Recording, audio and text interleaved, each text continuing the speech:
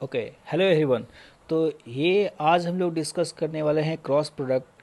ठीक है, जो लास्ट वीडियो में भी हम लोगों ने क्रॉस प्रोडक्ट ही डिस्कस किया था, लेकिन इसमें हम लोग उसके अगले पोर्शन को कंटिन्यू रखेंगे, जिसमें हम लोग जानेंगे कि दो वेक्टर का क्रॉस प्रोडक्ट कैसे निकालते हैं अगर वेक्टर को आई कैप जे कैप में लिखा हुआ हो। और साथ ही साथ हम लोग ये भी जानेंगे कि उसके एप्लीकेशन क्या है। ठीक है, और उसके बेसिस पे हम लोग कुछ क्वेश्चंस भी हम लोगों को देखा जाएगा। ठीक है, तो चलिए शुरुआत करते हैं हम लोग सबसे पहले इन क्वेश्चन से, जिसमें आपको कुछ ए क्रॉस बी और ए डॉट बी इन सारे के वैल्यूज़ निकालने हैं। क्वेश्चन आपका यहाँ पर लिखा हुआ है। ठीक है, तो फर्स्ट क्वेश्चन जो आपका है, फर्स्ट क्वेश्चन जो है वो है find the value of A dot A cross B. A और बी कोई दो वेक्टर हैं। ठीक है, ऑब्वियसली दोनों का मैग्नीट्यूड, किसी का ही मैग्नीट्यूड जीरो नहीं है, ये बात आप ध्यान रखेंगे। जीरो होने पे सारे वैल्यू जीरो हो जाएंगे ऑलरेडी। लेकिन यहाँ पर ख़ास बात यह है कि सारे नॉन जीरो वेक्टर्स हैं।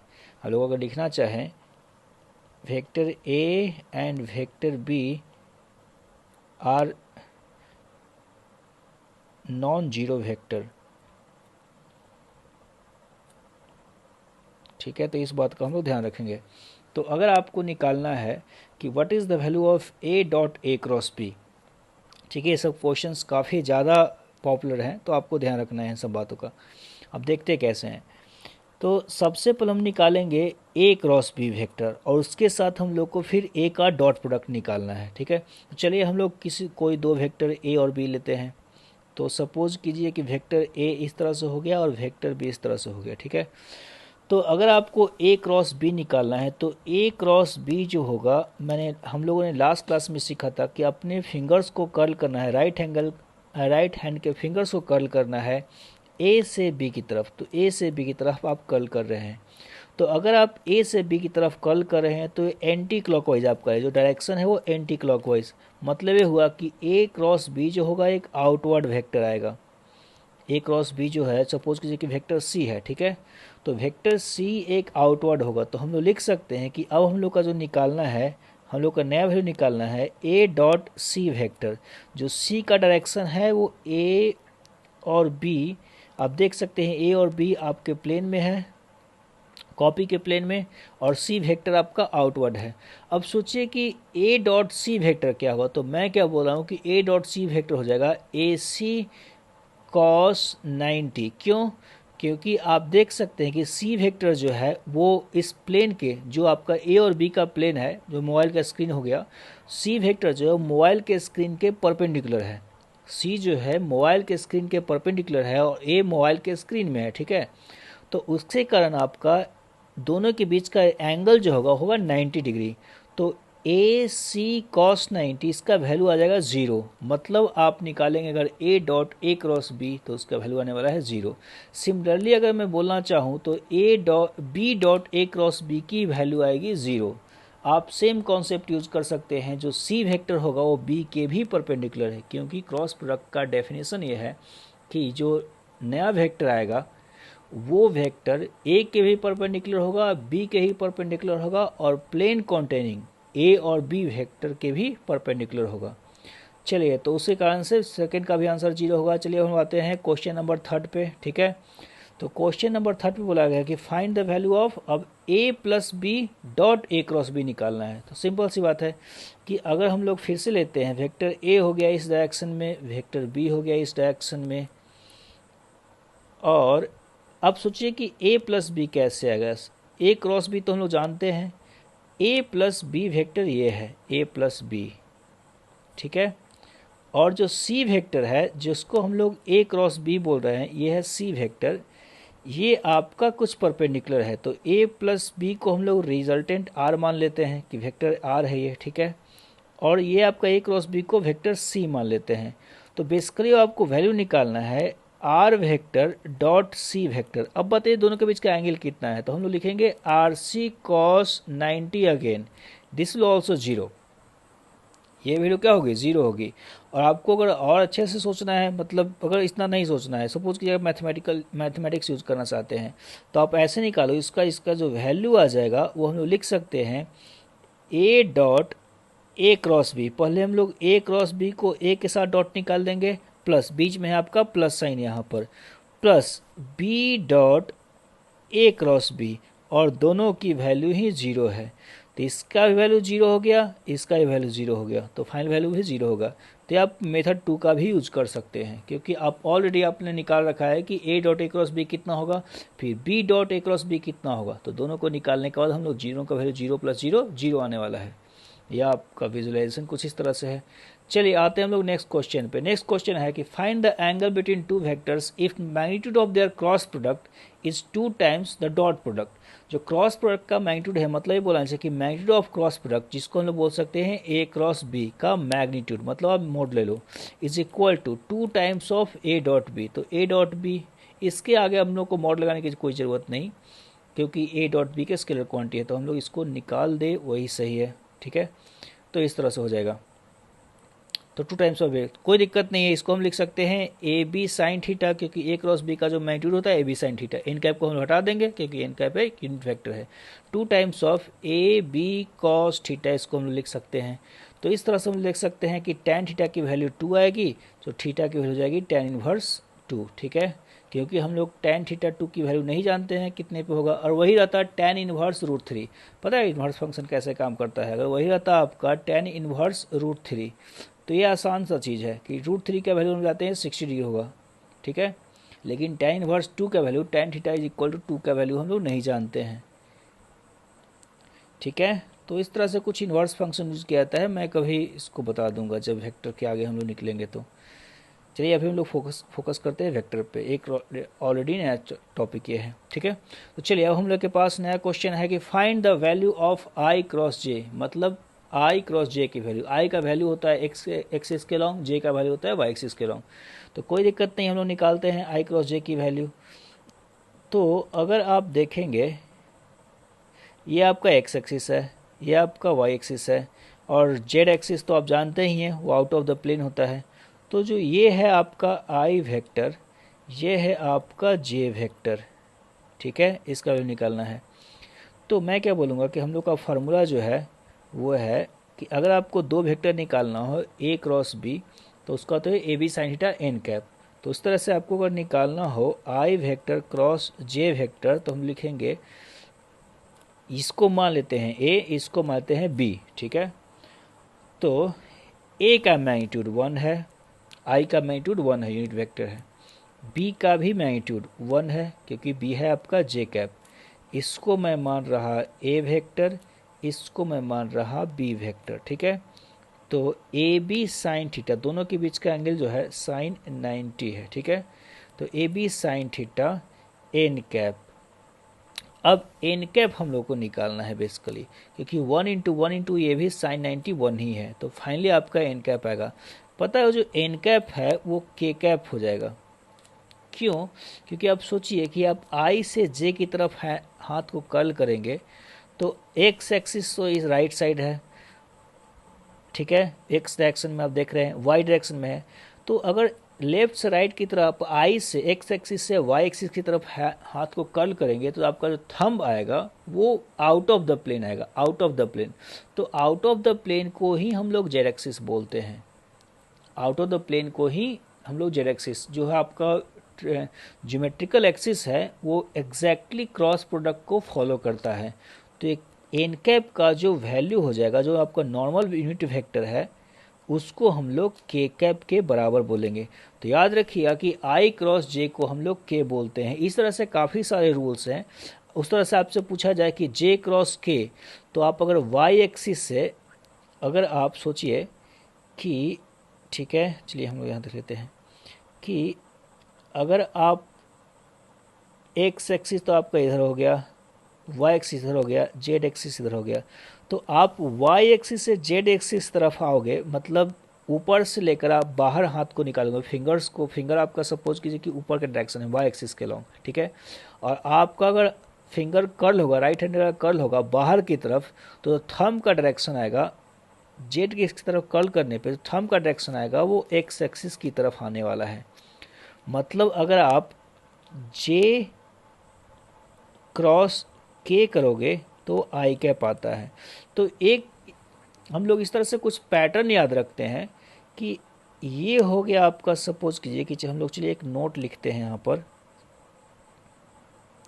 ठीक है, हम लोग एक नोट रखते हैं यहाँ पर। नोट में हम लोग का ये रहेगा कि आप कुछ इस तरह से आई जे के को याद रखो, ठीक है। तो आई क्रॉस अगर आपको जे निकालना हो, इस डायरेक्शन में आता हो, तो आई जे आपका अगला वाला हो जाएगा के, ठीक है। जे और के निकालना है, मतलब आप यहाँ से यहाँ जाओगे तो जे क्रॉस के आई हो जाएगा। इस तरह से हम लोग घूमते रहना है। फिर के क्रॉस आई निकालना है, तो इस दोनों का क्रॉस प्रोडक्ट निकालते हैं, तो के क्रॉस आई फिर से हो जाएगा जे कैप। मैं क्या बोल रहा है कि आपका पैटर्न बिल्कुल ही सिंपल है। आप आई क्रॉस जे निकालो तो के हो जाएगा, ठीक है। जे क्रॉस के निकालते हैं तो जे क्रॉस के आगे चला जाना है आई पे, आई हो जाएगा। फिर के क्रॉस आई अगर आपको निकालना है, इस यहाँ से यहाँ जाना है, तो के क्रॉस आई फिर से जे हो जाएगा, ठीक है। लेकिन वही अगर आप रिवर्स डायरेक्शन में आते हैं तो माइनस हो जाएगा। माइनस कहने का मतलब, अगर सपोज कीजिए कि आपको निकालना हो what is the value of J cross I, तो J cross I minus K cap हो जाएगा, क्योंकि आप उल्टा घूम रहे हैं, जे से आई की तरफ जा रहे हैं। आई से जे की तरफ, आई से जे जाने पे के मिलेगा, लेकिन जे से आई की तरफ जाने पे आप रिवर्स में जाइएगा तो माइनस के मिलेगा, ठीक है।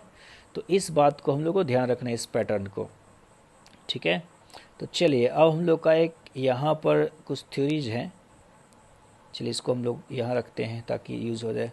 चलिए, तो आपको निकालना है क्या कि, सॉरी निकालना नहीं है, ये थ्योरी है आपका, to find the cross product of two vectors in form of I J and K cap. अभी मैं आई और जे ही ले रहा हूँ, आगे मैं के कैप भी इंक्लूड करूँगा, ठीक है। आगे मैं के कैप भी इंक्लूड करूँगा। तो चलिए, आपका कुछ इस तरह से वेक्टर है, तो हम लोग को निकालना है, सपोज कीजिए कि ए क्रॉस बी, इसको हटा जाए थोड़ा। अगर हम लोग को निकालना है ए क्रॉस बी, ठीक है, तो आपका हो जाएगा ये एक्स आई कैप प्लस ए वाई जे कैप क्रॉस बी एक्स आई कैप प्लस बी वाई जे कैप, ठीक है। तो चलिए अब हम लोग एक एक कर क्रॉस निकालते हैं। तो सबसे पहले एक्स बी एक्स जाएगा, तो हम लिखेंगे यहाँ एक्स बी एक्स आई क्रॉस आई, जब एक्स एक्स जाएगा। चलिए ए वाई को फिर इसको इससे मल्टीप्लाई करते हैं, ठीक है। कोई भी आप पैटर्न चूज कर सकते हो, या ऐसा करते हैं हम लोग, ठीक है, शायद इससे आप ज़्यादा कंफर्टेबल हो। चलिए पहले ए एक्स बी एक्स हो गया, फिर ए एक्स को बी वाई के साथ इसके साथ करते हैं, ठीक है। तो लिखेंगे इसको हम लोग ए एक्स बी वाई आई क्रॉस जे, ठीक है। चलिए प्लस, अब आते हैं हम लोग ए वाई पे, तो ए वाई बी एक्स के साथ जाएगा पहले, तो ए वाई बी एक्स ये आपका हो जाएगा जे क्रॉस आई। फिर आपका जो बच गया ए वाई बी वाई हो जाएगा जे क्रॉस जे, जे क्रॉस क्या हो जाएगा जे, ठीक है। तो अब इसको हम लोग को सारे को कन्वर्ट करना है। तो रूल ये बोलता है कि अगर आपका आई हो, ये जे हो और ये के हो, तो अगर आप आई क्रॉस जे निकालते हो तो के मिलेगा, जे क्रॉस के निकालते हो तो आपको आई मिलेगा, यहाँ मिलेगा, और के क्रॉस आई निकालते हो इसके बीच का तो जे मिलेगा, ठीक है।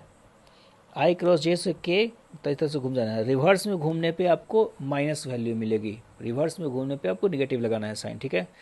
तो सबसे पहले तो आई क्रॉस आई, तो याद रखिए कि आई क्रॉस आई जीरो होगा। जिस तरह से डॉट प्रोडक्ट में हम लोग आई क्रॉस जे या जे सॉरी, जिस तरह से हम लोग डॉट प्रोडक्ट में आई डॉट जे या जे डॉट के या के डॉट आई जीरो लेते थे, क्यों, क्योंकि वो परपेंडिकुलर होते थे।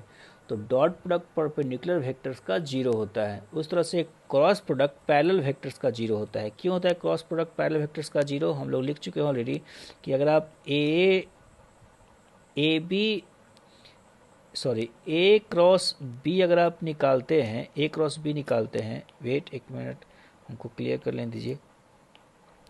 तो ए क्रॉस अगर बी आप निकालते हैं तो आप लिखते हैं ए बी साइन, अगर 0 डिग्री होगा तो साइन 0 की वैल्यू 0 हो जाएगी एन कैप, तो ये नल वेक्टर होगा, ठीक है। तो मैंने ये ऑलरेडी बता रखा है कि अगर पैरेलल वेक्टर्स का क्रॉस प्रोडक्ट 0 होता है। तो ये आई क्रॉस आई पैरेलल है तो इनका जीरो होगा। इस तरह से जे क्रॉस जे भी क्या हो जाएगा, जीरो हो जाएगा, ये भी जीरो हो जाएगा। तो आपका बच गया सेकेंड और थर्ड पार्ट। तो सेकेंड और थर्ड पार्ट में हम लोग बोल सकते हैं ये हो जाएगा A X B Y I cross जे, ये हो जाएगा के कैप। ठीक है, इसको हम लोग देखें सेकेंड पार्ट को, तो आई क्रॉस जे हो जाएगा के कैप। फिर हम लोग ए Y B x J cross I, तो जे क्रॉस आई तो हम लोग उल्टा चले गए, तो लिखेंगे प्लस ए वाई बी एक्स जे क्रॉस आई की वैल्यू माइनस के कैप हो जाएगी। तो इसका जो नेट वैल्यू आ जाएगा हो जाएगा A X B Y minus A Y B X, ठीक है, इंटू के कैप। यह आपका हो गया ए क्रॉस बी की वैल्यू अगर आई कैप जे कैप के फॉर्म में हो। ठीक है, मतलब आपको तिरछा तिरछा मल्टीप्लाई करना है। इसका कहने का मतलब मैंने क्या बोला, तिरछा तिरछा मल्टीप्लाई करना है मतलब ए एक्स बी वाई इसको इससे मल्टीप्लाई करना है और इसको इससे मल्टीप्लाई करना है। ठीक है, और माइनस साइन बीच में पुट करना है। ठीक है, तो इस बात का हम लोग बिल्कुल ही ध्यान रखेंगे। चलिए अब हम लोग आते हैं नेक्स्ट पोर्शन पे, कुछ क्वेश्चंस देख लिया जाए, उसके बाद हम लोग शुरू यूज़ करने वाले हैं क्वेश्चंस। चलिए क्वेश्चंस कुछ इस तरह से है, फाइंड ए क्रॉस बी, मैं कोई बिल्कुल ही रैंडम वैल्यू ले रहा हूँ, फार्मूला नहीं यूज करूँगा। If A is equal to suppose 2i plus J cap and vector B, लोग वेक्टर बी को कुछ लेते हैं, सपोज कीजिए 2j प्लस के कैप। ठीक है, तो इस तरह से हम लोग का वैल्यू है, तो हम लोग को ए क्रॉस बी निकालना है। तो चलिए ए क्रॉस बी फटाफट निकालते हैं, हम लोगों ने ऑलरेडी सीख रखा है कैसे निकालते हैं इसको। सो 2i plus J cap cross 2j plus K cap. तो चलिए पहले हम लोग इसको मल्टीप्लाई करते हैं पीछे इस दोनों से, तो हो जाएगा 2 इंटू 4 हो जाएगा आई क्रॉस जे। ठीक है, आई क्रॉस जे। चलिए अब आई के साथ जाएगा तो प्लस 2, 2 इंटू 1 2 हो जाएगा आई क्रॉस के कैप। तो चलिए हम लोग का फर्स्ट टर्म दोनों से मल्टीप्लाई हो गया। चलिए अब सेकेंड टर्म इसको मल्टीप्लाई करते हैं, तो प्लस 1 इंटू 2 2 जे क्रॉस जे। ठीक है, ये और इससे मल्टीप्लाई हुआ तो जे क्रॉस जे होगा। चलिए फिर इसको इसके साथ मल्टीप्लाई करते हैं हम लोग, तो प्लस 1 इंटू 1 1 और हो जाएगा जे क्रॉस के। ठीक है, चलिए अब हम लोग का ये पैटर्न तो याद ही रखना है कि ये हो गया आई, ये सपोज कीजिए जे और ये सपोज कीजिए के। तो आई क्रॉस जे, अगर आपको आई क्रॉस जे पूछा है तो आगे लिखेंगे आगे की बढ़कर के। ठीक है, तो जाएगा 4 के कैप। चलिए आई क्रॉस के, तो आई क्रॉस के हम लोग ऐसे जा रहे हैं, तो आई क्रॉस की जगह माइनस जे कैप, क्योंकि हम लोग को उल्टा घूमना है। पैटर्न है इस तरह से कि आई क्रॉस जे के लिखना है, जे क्रॉस के फिर से आई लिखना है और के क्रॉस आई लिखना है जे कैप। ठीक है, लेकिन हम लोग कहीं भी उल्टी डायरेक्शन में घूमेंगे एंटी क्लॉकवाइज से क्लॉकवाइज डायरेक्शन में तो माइनस हो जाएगा। तो आई क्रॉस के यहाँ से यहाँ आप घूम रहे हैं, तो यहाँ से आने पे आप उल्टा डायरेक्शन में घूम रहे हैं। ठीक है, जो कन्वेंशनल डायरेक्शन है वो इस तरह से है, आपको एंटी क्लॉकवाइज में घूमना है। लेकिन आई क्रॉस के अगर आ रहे हैं तो आई और के हो जाएगा माइनस जे कैप। तो चलिए हम लोग लिखते हैं इसको प्लस 2 माइनस जे कैप। ठीक है, जे क्रॉस जे तो जीरो हो जाएगा, जे क्रॉस के अगर देखा है तो जे क्रॉस के की जो वैल्यू हो जाएगी वो हो जाएगी आई कैप। जे क्रॉस के अगर आप जाते हैं वो तो आई कैप हो जाएगा। तो प्लस हम लोग आई कैप आई कैप हम लोग को लिखना है, यहाँ पर हो जाएगा आई कैप। ठीक है, तो इसकी जो वैल्यू हो जाएगी, चलिए हम लोग एक साथ करते हैं, तो हो जाएगा I cap minus 2j cap plus 4k cap. ठीक है, हो जाएगा वेक्टर ए क्रॉस बी की वैल्यू। तो बिल्कुल ही आसान है, आपको बस ये पैटर्न याद रखना है और फटाफट मल्टीप्लाई कर देना है। चलिए अब हम लोग आते हैं cross product using determinant. Actually एक और फॉर्म होता है डिटर्मिनेंट फॉर्म, आप हो सकता है डिटर्मिनेंट नहीं जानते हैं, कोई बड़ी सी बात नहीं है, मैथमेटिक्स वाले लोग पढ़ेंगे उसमें या जो ऑप्शनल मैथमेटिक्स लेंगे। ठीक है, तो हो सकता है कि आपको तीनों का क्रॉस प्रोडक्ट निकालना, मतलब आपके पास आई कैप जे कैप के कैप भी हो, दोनों में आई कैप जे कैप के कैप हो, तो इस तरह से अगर हम लोग मल्टीप्लाई करेंगे तो काफ़ी बड़े टर्म हो जाएंगे, एक तरीके से 9 टर्म हो जाएंगे। फर्स्ट वेक्टर का तीनों टर्म सेकेंड वेक्टर से के तीनों टर्म से अगर मल्टीप्लाई हो तो आपको टोटल 9 टर्म हो जाएंगे, ठीक है। तो ऐसे में थोड़ा ज़्यादा कॉम्प्लिकेटेड हो जाता है, तो उस केस में हम लोग डिटरमिनेंट भी यूज कर सकते हैं, थोड़ा आसान पड़ जाता है लिखना इससे। अब आसान कैसे पड़ जाता है, तो इस तरह से कुछ होता है कि अगर आपको ए क्रॉस बी निकालना है तो उसकी जो वैल्यू होता है डिटरमिनेंट फॉर्म ऐसे होती है कि आप आई जे और के को लिख लीजिए, आई जे और के वेक्टर को आप लिख लीजिए, ठीक है। पहले आपको ए क्रॉस बी निकालना है तो पहले आप ए को लिखेंगे, ए को लिखने का मतलब आप लिखेंगे ए एक्स ए वाई और ए जेड। फिर आपको बी लिख ए क्रॉस बी निकालना है तो फिर आप बी को लिखेंगे तो हो जाएगा B X B Y B Z, ठीक है। तो इस तरह से आपका तीनों हो जाएगा। रुकिए थोड़ा इसको अच्छे से लिख लिया जाए। के कैप यहाँ है आपका, तो के कैप, ठीक है। अब डिटरमिनेंट को सॉल्व कैसे करते हैं, तो सॉल्व कुछ इस तरह से करेंगे कि अगर आपको लेना हो आई कैप, इसका जो वैल्यू आएगा, अगर आपको लेना हो आई कैप, तो अगर आप आई कैप पहले लोगे तो इस लाइन को और इस लाइन को कैंसिल कर दोगे, ठीक है। और कुछ प्रोडक्ट इस तरीके से लिखा जाता है कि ये जो डिटरमिनेंट का सॉल्यूशन है, ये अब मैं बता रहा हूँ आपको डिटरमिनेंट को सॉल्व कैसे करते हैं। तो इज इक्वल टू होता है, पहले आप आई कैप लिखो क्योंकि आप यहाँ पर आपका आई कैप है, तो पहले आप आई कैप लिखो, आई कैप इनटू में आना है, आप इस लाइन को और इस लाइन को कैंसिल कर देंगे, ठीक है। बच जाएगा आपका A Y B Z, minus में लिखना है ए जेड बी वाई, ठीक है। बिल्कुल आसान सी चीज़ है। जिसको लेते हो उस रो को और उसके कॉलम को कैंसिल कर देना है। ये आपका रो हो गया, कॉलम कैंसिल, ये हो गया कॉलम आपका कैंसिल, ठीक है। तो अब लिखना है आपको ए वाई बी जेड माइनस ए जेड बी वाई, तो ये आई का टर्म हो गया। चलिए इसको अब तो हटा लिया जाए, ठीक है। अब आपको जे का टर्म लिखना है, ठीक है। तो अगर आप अब जे का टर्म लिखते हो तो जब आप जे का टर्म लिख रहे हैं तो इसको कैंसिल कर दीजिए पूरा और इसको पूरा कैंसिल कर दिए, मतलब आई बोला फर्स्ट वाला जो रो है हमेशा कैंसिल होगा। तो बच गया ये और ये, तो इस तरह से मल्टीप्लाई करना है इसको क्रॉस में, ठीक है। लेकिन दिक्कत ये है कि आपको याद रखना है कि जे के साथ माइनस साइन लिखना है। जे आप जब भी लिखें उसके साथ माइनस साइन लिखें, बीच वाला टर्म लिखे तो माइनस ए एक्स बी जेड माइनस ए जेड बी एक्स, ठीक है। अब आ गया आपका के का टर्म, तो अगर आपको लिखना है के का टर्म, चलिए फिर से हटाते हैं इसको। तो जब के का टर्म लिखना है तो आप फिर से यहाँ जाइए, इसको कैंसिल करना है और इसको कैंसिल पूरा तो करना ही है। तो plus K cap into X B Y A Y B X, ठीक है। तो लिखना है कि एक X B Y minus A Y B X, ठीक है। इस तरह से क्रॉस मल्टीप्लाई कर देना है। तो ये ऐसे कुछ होता है डिटरमिनेंट का सोल्यूशन। आप इसको सॉल्व कर लीजिए, आंसर आ जाएगा। तो अगर आप इसको कोई क्वेश्चन करना चाहते हैं, ठीक है, अगर आप क्वेश्चन करना चाहते हो तो चलिए यहाँ हम लोग का क्वेश्चन दिया हुआ है, ठीक है। चलिए इसको देखते हैं हम लोग। आपको निकालना है फाइंड ए क्रॉस बी, तो हम लोग का ए क्रॉस बी की जो वैल्यू हो जाएगी, चलिए हम डिटरमिनेंट फॉर्म निकाल लेते हैं। आई कैप जे कैप के कैप, कोफिशिएंट जो है वो है 2ax का, ए वाई का है 3, ए जेड का है 1, बी का जो कोफिशिएंट है आई जे और के का वो है 1 -1 और 2। चलिए अब ये हो गया डिटरमिनेंट।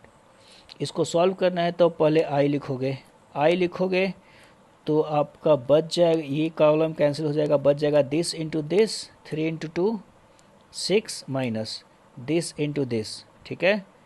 तो माइनस 1 इंटू 1 इंटू -1 तो हो जाएगा -1। चलिए माइनस जे कैप, माइनस जे कैप, चलिए इसको हम लोग हटा देते हैं, ये आपका काम हो गया है। अब हम लोग शुरू करते हैं जे कैप वाला। तो जे कैप में लिखना है तो this into this minus this into this. तो आपको लिखना है कि 2 इंटू 2 4 माइनस 1 इंटू 1 1, ठीक है। प्लस अब के कैप का शुरू करना है। तो के कैप का शुरू करना है तो ये क्रॉस एरो को हम लोग हटा देते हैं। अब हम लोग लिखेंगे क्या कि this into this 2 into minus 1 minus 3 into 1। तो 2 इंटू माइनस 1 माइनस 2 हो जाएगा, ठीक है। माइनस 3 इंटू 1 हो जाएगा 3, ठीक है। इसको अगर हम लोग सॉल्व करते हैं तो आता है 6 and 1 7 I cap. J cap का देखें तो 4 माइनस 1 माइनस 3 जे कैप माइनस 5 के कैप। तो हो जाएगा वेक्टर ए क्रॉस बी की वैल्यू,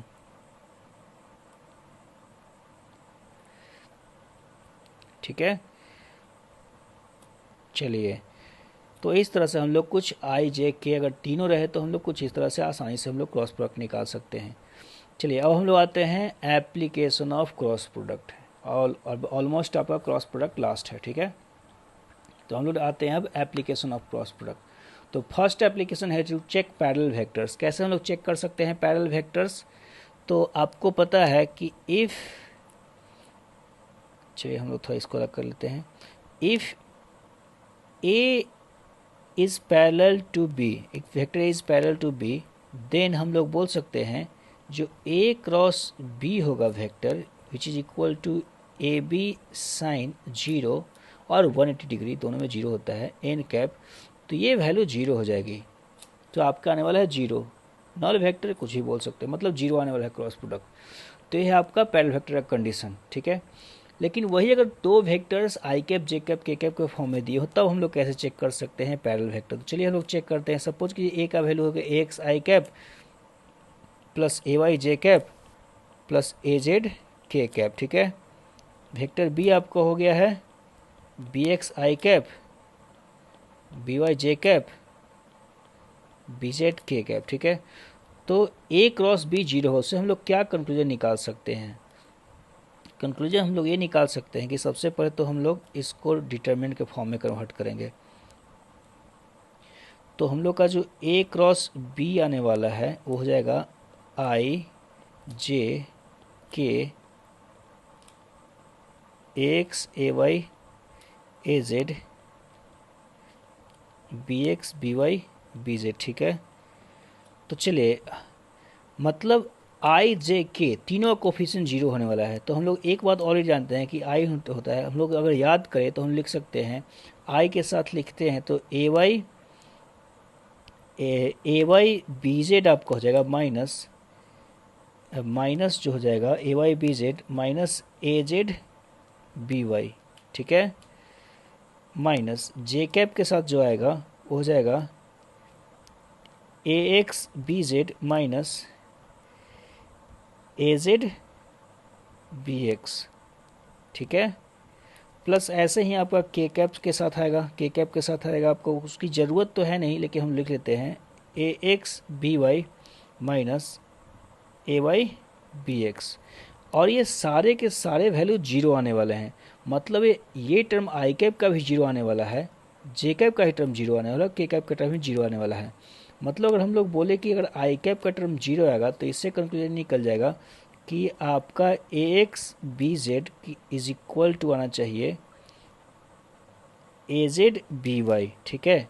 तो इससे जो कंक्लूजन हम निकाल सकते हैं, इससे निकाल सकते हैं कि A X by A Z is equal to sorry A Y B Z, जो आई कैप की वैल्यू है ए वाई बी जेड।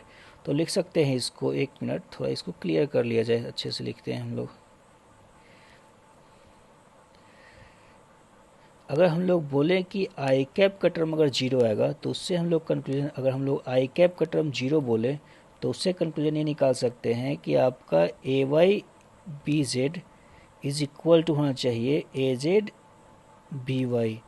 और इसका जो वैल्यू आ जाएगा हम लोग बोल सकते हैं कि A Y by A Z is equal to B Y by B Z.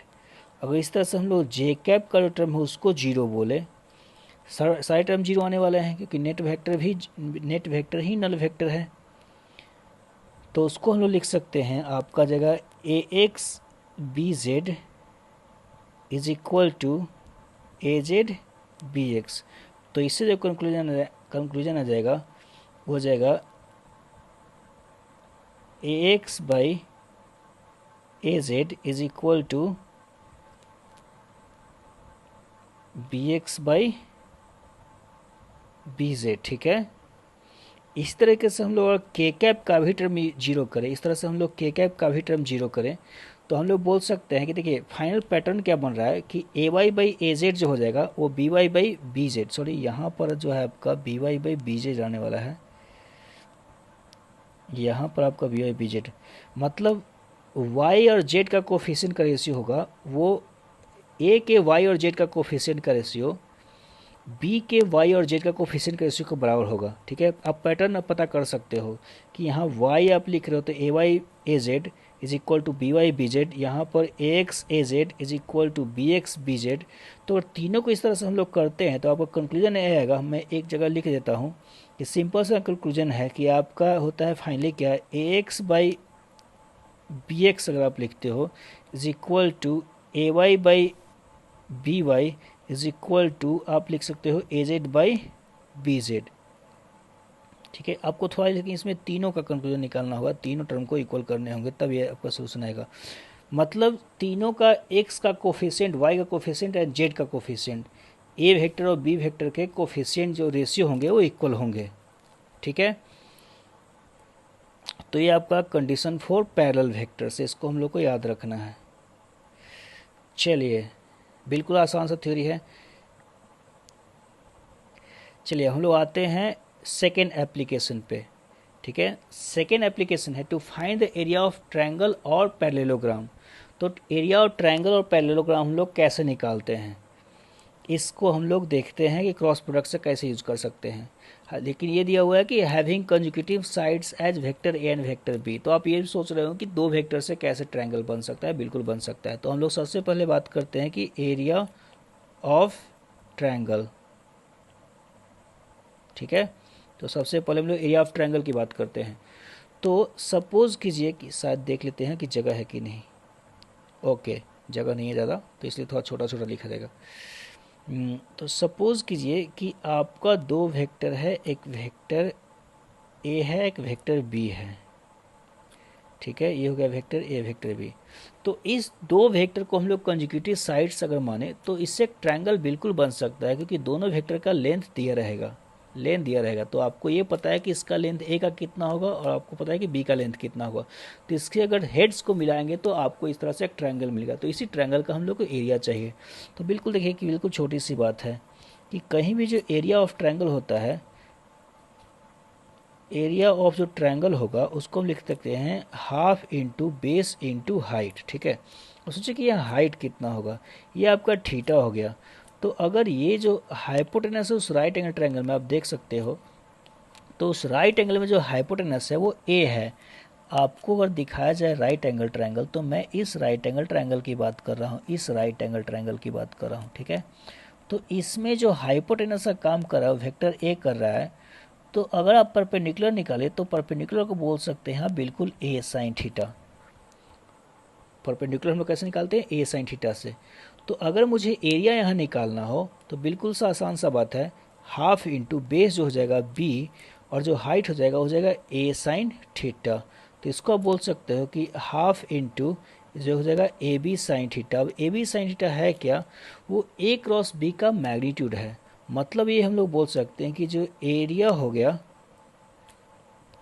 Area of जो ट्रायंगल हो गया उसको बोल सकते हैं half of mod of A cross B. ठीक है, ए क्रॉस बी का मैग्नीट्यूड का हाफ निकालना है। ठीक है, मैग्नीट्यूड कैसे निकालेंगे हम लोग आगे देख लेंगे। ठीक है, अब अगर आपको निकालना हो एरिया ऑफ पैरेललोग्राम,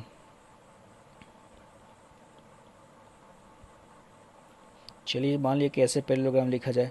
तो पैरेललोग्राम, तो एरिया ऑफ अगर हम लोग पैरेललोग्राम निकालना है तो बिल्कुल ए और बी फिर से साइड्स हो गए। तो सपोज कीजिए कि ये आपका हो गया वेक्टर बी कंजुगेटिव साइड्स लेने हैं, और ये हो गया आपका वेक्टर ए, ठीक है। चलिए अब इसको हम लोग पैरेललोग्राम मानते हुए कंप्लीट कर देते हैं। तो ये आपका पैरेललोग्राम हो गया, ठीक है। तो आप बिल्कुल देख रहे हो कि यहाँ आपको पैरेललोग्राम के एरिया निकालना है, तो आप ट्रायंगल के एरिया से बिल्कुल निकाल सकते हैं। कैसे निकाल सकते हैं कि ये हो जाएगा 2 times of area of triangle A, area of triangle with side A and B. क्यों? क्योंकि जो ये एरिया है इसको आप मिलाइएगा तो ये जो एरिया है और ये एरिया दोनों तो इक्वल आएगा, और मैंने ये एरिया ऑलरेडी कैलकुलेट कर रखा है लास्ट केस में। तो हम लोग ये बोल सकते हैं कि एरिया ऑफ जो पैरेललोग्राम होगा equal to 2 times of area of triangle हम लोग ले लेंगे, ठीक है। 2 times of area of triangle, जिसको हम लिख सकते हैं कि अगर 2 टाइम करेंगे तो हो जाएगा mod of A cross B. तो बस ट्रायंगल का एरिया निकालना हो तो आप ए क्रॉस बी का हाफ कर दीजिए,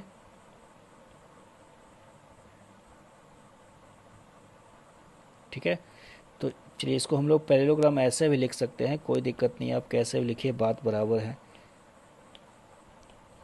तो area of parallelogram is equal to A cross B का मैग्नीट्यूड। अगर हाफ डिवाइड करते हैं तो ट्रायंगल का एरिया आता है, अगर हाफ डिवाइड नहीं करते हैं तो आपका पैरेललोग्राम का आ जाएगा। क्लियर? चलिए अब हम लोग कुछ क्वेश्चन हैं, चलिए इस क्वेश्चन को करते हैं कि आखिर हम लोग ए क्रॉस बी निकाल कर कैसे एरिया निकालेंगे, ठीक है। तो आपका find the area of triangle having sides as A और बी का साइड है, तो हम लोग ट्रायंगल का एरिया निकालना है। तो फार्मूला तो याद है कि half of magnitude of A cross B करना है। तो पहले हम लोग ए क्रॉस बी निकालते हैं। चलिए यहाँ आई कैप जे कैप बस है, कैलकुलेशन बिल्कुल आसान है, के कैप तो है नहीं ज़्यादा, तीनों टर्म तो है नहीं, तो इसको सिंपली लिख लेते हैं 2i cap plus 3j cap cross 4j cap plus K cap. चलिए अब i को j के साथ भेजिए, तो 2 इंटू 4 i क्रॉस j के कैप हो जाएगा। मैं इसका और इसकी बात कर रहा हूँ, ठीक है, के कैप हो जाएगा। चलिए अब फर्स्ट टर्म को सेकेंड टर्म के साथ मल्टीप्लाई कीजिए, प्लस 2 इंटू 1, मैं फिर इसको और इसकी बात कर रहा हूँ, तो 2 इंटू 1 इंटू आई क्रॉस के हो जाएगा माइनस जे कैप, ठीक है। तो आई का मल्टीप्लिकेशन हो गया फर्स्ट वाले का 2i का। चलिए अब हम लोग बात करते हैं जे को मल्टीप्लाई करेंगे।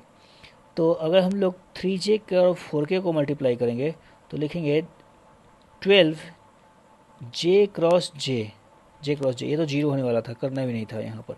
चलिए हम लोग 3j और k का को मल्टीप्लाई करते हैं, प्लस 3 जे क्रॉस के, जे क्रॉस किया जाएगा आई कैप। तो आपका जो फाइनली हो जाएगा आई कैप को एक साथ किया जाए एक जगह, तो 3i कैप, एक ही जगह आई कैप है, ये तो टर्म आपका जीरो हो गया। जे कैप में हो गया -2j कैप, और के कैप में जो हो गया 8k कैप, ठीक है। तो अगर आपको निकालना हो अब एरिया ऑफ ट्रायंगल, ठीक है, तो उसको लिखेंगे half of mod of A cross B.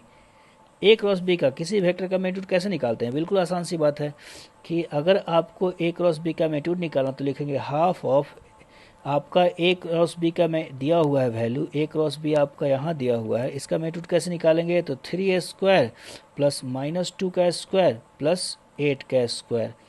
तो आपका हो जाएगा 64 एंड 4 68 एंड 9 77, ठीक है। तो हो जाएगा √77/2, ठीक है। तो आपका हो जाएगा ए क्रॉस बी का हाफ।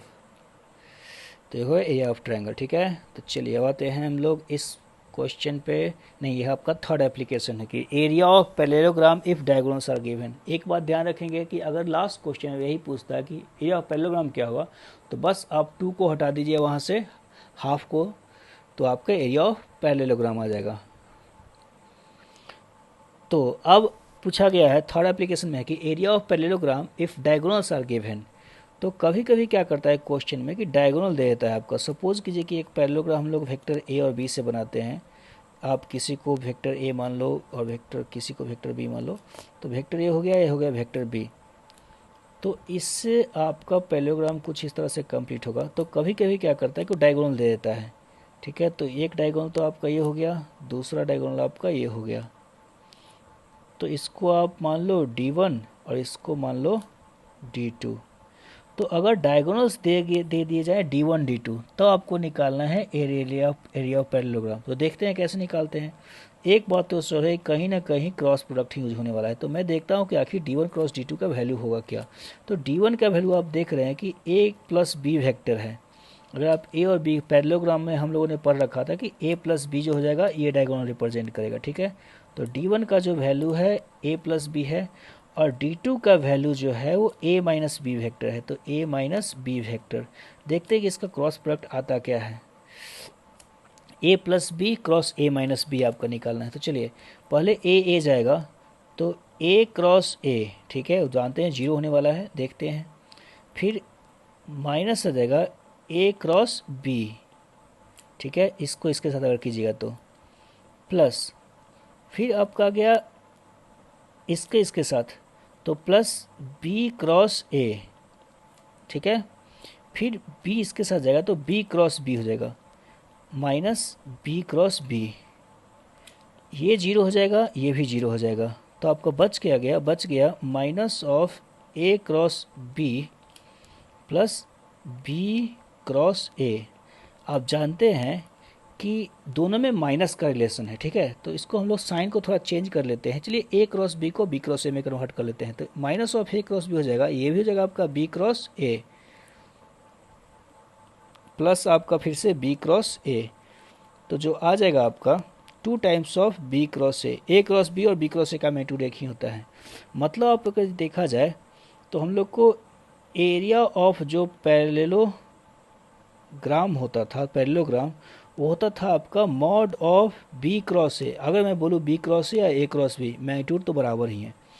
तो mod of b cross a होता था, उसका जो वैल्यू आ जाएगा वो हो जाएगा d1 क्रॉस d2 का हाफ, मैग्नीट्यूड का हाफ। मतलब आपको अगर डायगोनल्स दिए जाएं और आपको पूछा जाए कि एरिया कितना होगा, तो उस केस में आपको हाफ करना है एरिया निकालने के लिए, ठीक है। अगर इस पर क्वेश्चन कर ली जाए तो क्वेश्चन बिल्कुल ही आसान है कि सपोज कीजिए कि if diagonals of if d1 is equal to, suppose कीजिए कि 2i प्लस जे कैप हो, d2 का जो वैल्यू हो वो हो i माइनस के कैप, सब जे कैप आसान हो जाएगा, i minus K cap. Find area of parallelogram having d1 and d2 as diagonals, right. अगर d1 d2 डायगोनल हो तो चलिए हम लोग निकालते हैं फटाफट d1 क्रॉस d2 का वैल्यू। तो d1 क्रॉस d2 का वैल्यू हो जाएगा 2i plus J cap cross i minus K cap.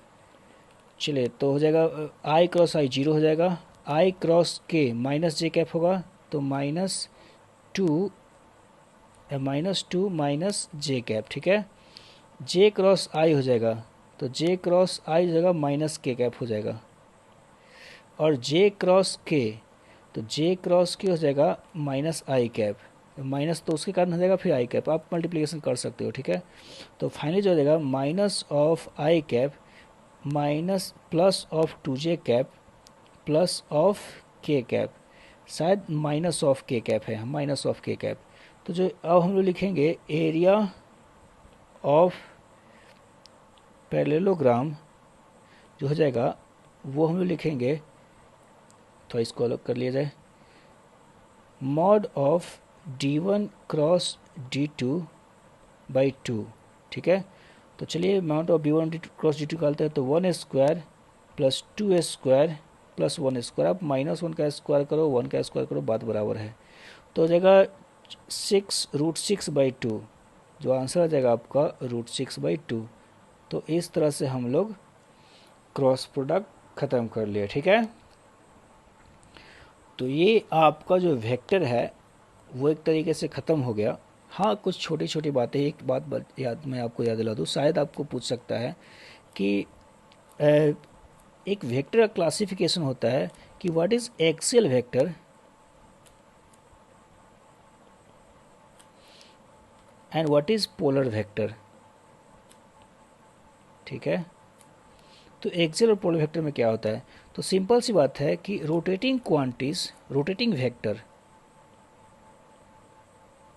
और यार वो बोलिए rotating physical quantity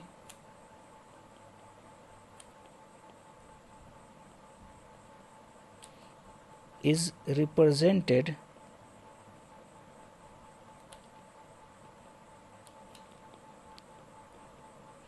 axial vector and इसमें आपका लीनियर क्वांटिटी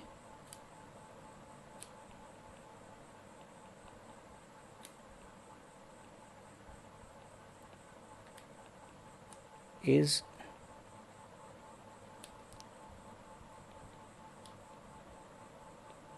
represented,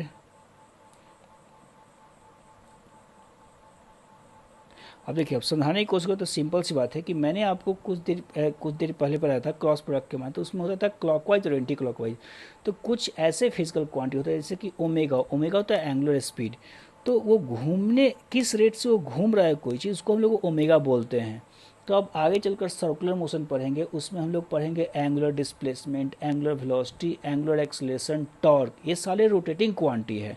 तो अगर एग्जांपल मैं दूँ तो आपका हो जाएगा कोई भी एंगुलर चीज़ें हों, एंगुलर डिस्प्लेसमेंट, ठीक है, एंगुलर वेलोसिटी, एंगुलर एक्सेलरेशन, ये सारे जो आपके आएंगे वो एक्सियल वेक्टर में, साथ ही साथ आपका जो टॉर्क है, टॉर्क, ये भी आपका एक्सियल फिजिकल क्वांटिटी में ही, एक्सियल वेक्टर में ही आएंगे। इनको हम लोग एक्सियल वेक्टर से रिप्रेजेंट कर सकते हैं। और सारे जो लीनियर फिजिकल क्वांटिटी हैं, मतलब जो भी लीनियर वेक्टर, लीनियर वेक्टर मतलब हो कहा डिस्प्लेसमेंट, पार्टिकल सीधा जाता है उसको डिस्प्लेसमेंट बोलते हैं, या बोले वेलोसिटी, लेफ्ट मूव कर रहा है राइट मूव कर रहा है, बस इतना फर्क पड़ता है। फिर आपका हो गया फोर्स, कुछ उदाहरण एग्जाम्पल लिया जाए, फोर्स एग्जाम्पल ले लिया जाए, ठीक है।